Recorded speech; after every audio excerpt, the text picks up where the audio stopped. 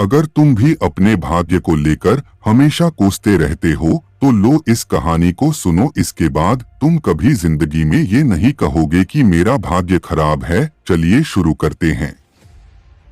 एक बार एक इंसान अपनी जिंदगी से बहुत परेशान था। वह हर समय अपने आप को कोसता रहता था कि क्या जिंदगी मिली है मुझे, क्या जीवन है, हर परेशानी मेरे साथ ही है, हर दुख मुझे ही आकर घरता है, हर झंझट मेरे ही सर पड़ती है। एक दिन इसी तरह अपने आप को बैठा हुआ कोस रहा था कि क्या नसीब है मेरा, क्या किस्मत है मेरी, क्या जिंदगी है मेरी कि तभी अचानक एक बाज अपने शिकार को पंजों में दबाए हुए एक पेड़ पर आकर बैठ जाता है और वहीं पर अपने उस शिकार को खाने लग जाता है। यह परेशान आदमी जब उस बाज को देखता है तो कहने लगता है कि क्या जिंदगी है इसकी, क्या जीवन जी रहा है, मजे का ना इसे खाने की चिंता, ना पीने की, ना पहनने की और ना ही परिवार की शिकार करता है और मस्त खुली हवाओं में कभी इधर घूमता है कभी उधर घूमता है, सारे दिन आसमान में उड़ता रहता है।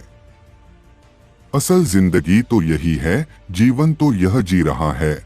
और फिर वह आसमान की तरफ देखकर जोर जोर से चिल्लाता है कि काश मैं भी एक बाज होता तो मुझे भी कोई दुख ना होता, मुझे भी कोई परेशानी ना होती, काश मैं भी एक बाज होता। जब वह 2 से 3 बार जोर जोर से चिल्लाता है कि काश मैं भी एक बाज होता तो मुझे भी कोई दुख ना होता, मुझे भी कोई परेशानी ना होती, तो अचानक आसमान में बिजली कड़कने लग जाती है और आसमान से आवाज आती है कि हे इंसान, क्या यह हमने सच सुना कि तू हमारी दी हुई जिंदगी से परेशान है और तू एक बाज बनना चाहता है। तो इस आकाशवाणी को सुनकर यह इंसान हैरान रह जाता है और आसमान की तरफ देखकर कहता है कि हाँ, मैं सच में अपनी इस जिंदगी से बहुत परेशान हूँ, क्योंकि हर परेशानी मेरे साथ ही है, हर दुख मुझे ही है, हर तकलीफ मेरे ही साथ है। तो आसमान से फिर आवाज आती है कि हे इंसान, एक बार फिर सोच ले, हमने तुझे बड़ी प्यारी जिंदगी दी है, लेकिन अगर फिर भी तू चाहता है कि हम तुझे बाज बना दें तो हम तुझे बाज बना देंगे, लेकिन अगर एक बार हमने तुझे बाज बना दिया तो फिर हम तुझे बाज से इंसान दोबारा नहीं बनाएंगे। तो यह आदमी तुरंत जवाब देता है कि मैंने अच्छी तरह से सोच लिया है कि मुझे बाज ही बनना है और एक बार बाज बनने के बाद मैं दोबारा कभी नहीं कहूँगा कि मुझे इंसान बनना है। तभी ऊपर से आवाज आती है कि जैसे तुम्हारी इच्छा, और वह इंसान बाज बन जाता है। बाज बनते ही वह इंसान खुली हवाओं में उड़ने लगता है, कभी उड़ता हुआ इधर चला जाता है, कभी उड़ता हुआ उधर चला जाता है और सोचता है क्या मजे की जिंदगी है। असल जिंदगी तो यही है, ना कोई चिंता, ना कोई परेशानी, ना कोई डर, वह सारा दिन ऊंचे आसमान में उड़ता रहता है। 2-3 मिनट पंख मारता है, उसके बाद पंख मारना बंद कर देता है और लंबे समय तक हवाओं में तैरता रहता है। इसी तरह हवाओं में तैरते हुए शाम का समय नजदीक आ जाता है तो वह सोचता है कि मेरे पास रहने का एक ठिकाना भी होना चाहिए, मेरा अपना एक घर होना चाहिए जहां मैं रात में आराम कर सकूं। तो यह सोचकर वह छोटी छोटी लकड़ियां इकट्ठा करने लग जाता है और एक ऊंचे पेड़ पर अपना घोंसला बनाने लग जाता है। एक एक लकड़ियां इकट्ठा करके वह अपने लिए एक सुंदर सा घोंसला तैयार कर लेता है और रात में उसी में सो जाता है और सोचता है सुबह उठकर शिकार भी करूंगा और सुबह उठकर फिर से मौज मस्ती भी करेंगे, खुली हवाओं में उड़ेंगे। सुबह होते ही वह शिकार की तलाश में निकल पड़ता है, हवाओं में उड़ता रहता है। ऊपर से जाकर देखता है कि कहीं जमीन में मुझे कोई शिकार नजर आए तो मैं तुरंत जाकर उसे दबोच लूं और वहीं पर खा लूं, लेकिन उसे कोई शिकार नजर नहीं आता। काफी समय बीत जाता है, वह लगातार ऊंचाई से शिकार को ढूंढता रहता है, लेकिन उसे कोई शिकार नहीं मिलता। फिर पास एक जंगल होता है, यह उस जंगल में चला जाता है, यह सोचकर कि शायद वहाँ कोई अच्छा सा शिकार मेरे हाथ आ जाए। यह जंगल के ऊपर उड़कर शिकार को ढूंढता रहता है, जंगल के अंदर जाकर भी शिकार को ढूंढता है, लेकिन इसे वहाँ भी कोई शिकार नहीं मिलता। शाम का समय नजदीक आ जाता है तो मायूस होकर वापस अपने घोंसले की तरफ लौट रहा होता है कि रास्ते पर थककर एक पेड़ के ऊपर बैठ जाता है। जब यह उस पेड़ के ऊपर बैठा होता है तो उसकी नजर एक बीमार चिड़िया पर पड़ती है जो कि लय अवस्था में होती है।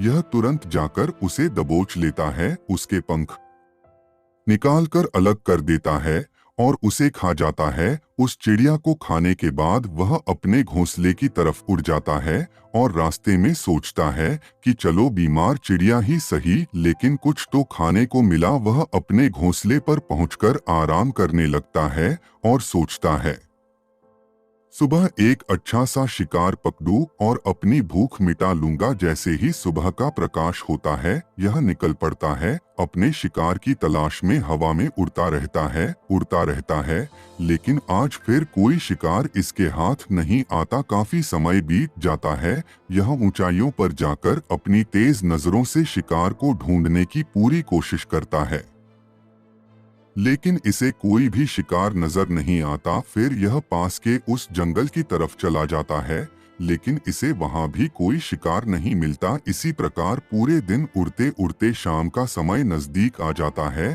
तो यह निराश होकर वापस लौटने लगता है और रास्ते में एक पेड़ पर आकर बैठ जाता है। सोचता है शायद आज फिर कोई बीमार चिड़िया मेरा इंतजार कर रही हो, लेकिन हर बार किस्मत मेहरबान थोड़ी होती है।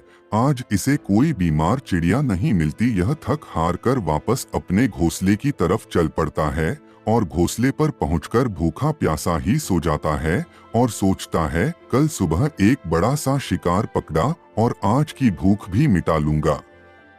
रात को अपने घोंसले में सोया होता है, गहरी नींद में होता है कि तभी एक भयानक तूफान आता है। इस तूफान की हवा इतनी तेज होती है कि इसके घोंसले को उड़ाकर एक जगह फेंक है और वे कहीं दूर दूसरी जगह फेंकते हैं तो यह जहां पर गिरता है वहां नीचे एक नोकदरा लकड़ी पड़ी होती है जो इसके पंजे में गड़ जाती है और इसे बुरी तरह घायल कर देती है। तूफान के रुकने के बाद बारिश शुरू हो जाती है, तेज बारिश होती रहती है, पर यह किसी तरह से पेड़ों के नीचे छुपकर बैठा रहता है। बड़ी मुश्किल से इसकी रात कटती है। जब सुबह होती है तो बारिश रुक जाती है। बारिश के रुकते ही चारों तरफ खुशियां छा जाती हैं, चारों तरफ हरियाली छा जाती है, नदियां और झरने तेजी से बहने लगते हैं, सब कुछ फिर पहले के जैसा हो जाता है।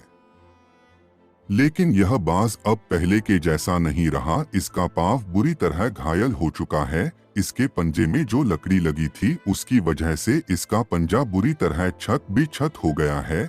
और मैं आपको बता दूं कि बाज का जो पंजा होता है वह उसके शिकार को पकड़ने के लिए सबसे जरूरी होता है, क्योंकि बाज अपने पंजों से ही अपने शिकार को पकड़ता है, दबोच होता है और फिर अपनी चोंच के माध्यम से नोच नोच कर खाता है।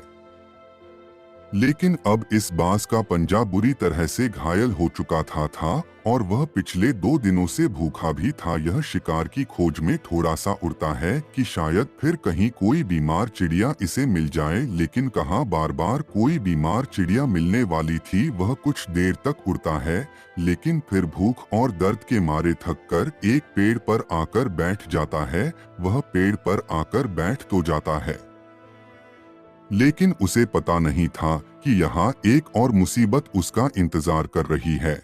और वह मुसीबत यह थी कि 8-10 कौओं का एक झुंड मिलकर इसे परेशान करने लग जाते हैं। इसके ऊपर आकर इसके घाव में चोट मारने लग जाते हैं। उन्हें भी पता चल जाता है कि यह बाज घायल है और भूख की वजह से कमजोर भी है। यह बाज उनसे बचने के लिए थोड़ा सा उड़ता है और फिर जाकर बैठ जाता है, उनसे पीछा छुड़ाने का प्रयास करता है, लेकिन वह फिर इसके पीछे आ जाते हैं तो यह फिर उड़कर थोड़ी दूर चला जाता है, लेकिन वह इसका पीछा नहीं छोड़ते और बार बार इसके पास आकर इसे परेशान करते हैं।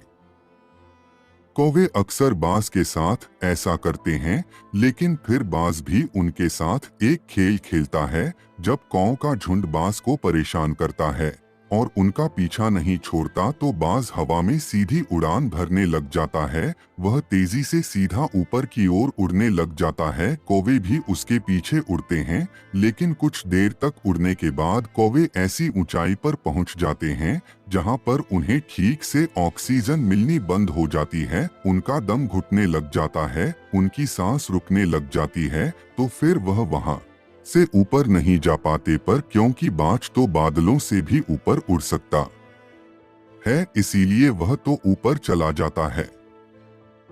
लेकिन कौवे वहां से ऊपर नहीं जा पाते और वो नीचे आने लगते हैं। तो इस तरीके से बाज उनसे अपना पीछा छुड़ा लेता है। लेकिन ऐसा करने के लिए, इतनी ऊंची उड़ान भरने के लिए इस बाज के पास उतनी ताकत नहीं थी, क्योंकि यह भूखा भी था और घायल भी था। तो यह उड़ता और थोड़ी सी दूर जाकर बैठ जाता और कौवे फिर आकर इसे परेशान करने लग जाते। इसी तरह भूख और घायल हालत में एक दिन गुजर जाता है, दूसरा दिन गुजर जाता है, तीसरा दिन गुजर जाता है। लेकिन इस बाज की हालत में कोई सुधार नहीं हो रहा था, वह बद से बदतर होती जा रही थी। चौथे दिन जब यह बिल्कुल खत्म होने पर आ जाता है, इसके अंदर बिल्कुल ताकत नहीं बचती और इसका शरीर इसका साथ छोड़ने लगता है। तो यह किसी तरीके से उड़कर पास ही इंसानों की एक हॉस्पिटल होती है, उसकी छत पर आकर बैठ जाता है और वहां से आने जाने वाले मरीजों को देखता है और अपने आप से कहता है कि काश आज मैं एक इंसान होता तो ऐसे छोटे मोटे जख्मों का हॉस्पिटल से इलाज करवा लेता या किसी को बता देता कि मैं भूखा हूँ, परेशान हूँ, मेरे साथ यह परेशानी है। लेकिन आज मैं एक ऐसा बेजुबान परिंदा हूँ जो किसी से कुछ नहीं कह सकता, किसी को अपना दुख नहीं बता सकता, किसी से कोई मदद नहीं मांग सकता। यही बात सोचकर वह उसी छत पे अपना दम तोड़ देता है। वह अपनी जान की कुर्बानी तो दे जाता है, लेकिन साथ ही साथ हमें यह सीख भी दे जाता है कि आपको जैसा बनाया गया है, आप जैसे भी हो उसी में खुश रहो और उसी में बेहतर करने की कोशिश करते रहो, ना कि इस बात से परेशान रहो कि काश में ऐसा होता, काश में वैसा होता, काश मैं यह बन जाऊं। आपको जैसा भी बनाया गया है, आप उसी में अपना सर्वश्रेष्ठ करने का प्रयास करते रहो। दोस्तों, यह कहानी तो काल्पनिक है, लेकिन हमें जीवन का एक बहुत ही महत्वपूर्ण नियम सिखा कर जाती है कि हम जैसे भी हैं अच्छे हैं, बस हमें उसी में अपना सर्वश्रेष्ठ करने का प्रयास करते रहना चाहिए। तो आशा करता हूँ कि आपको इस वीडियो से कुछ अच्छा सीखने को मिला होगा। अगर आपको मेरा यह छोटा सा वीडियो पसंद आया हो तो वीडियो को लाइक करके चैनल को सब्सक्राइब कर लीजिए, जिससे कि मैं आगे कोई भी वीडियो डालूं तो वह सबसे पहले आप तक पहुंचे। तो चलिए दोस्तों, मिलता हूं किसी नेक्स्ट वीडियो में किसी नई जानकारी के साथ। तब तक के लिए आप अपना ख्याल रखिएगा। धन्यवाद।